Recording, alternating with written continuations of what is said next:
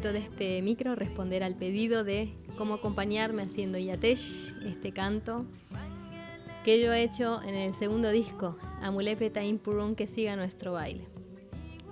Este canto está hecho en Gonona Yajish, que es la lengua del pueblo Gonona Kona.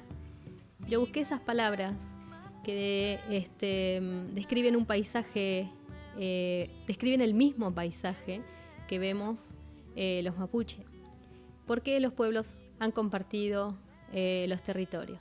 Entonces pensé en aquellos antiguos loncos, en esos seres políglotas que no solamente hablaban mapuzungún, Gonona Yajish, sino además castellano a la fuerza, y entonces salió este canto que tiene solamente 2 acordes. Vas a ver la sucesión al lado y la letra debajo, a ver si resulta fácil. Mi va a ser como la base pedal y muy facilita para acompañarlo. Kala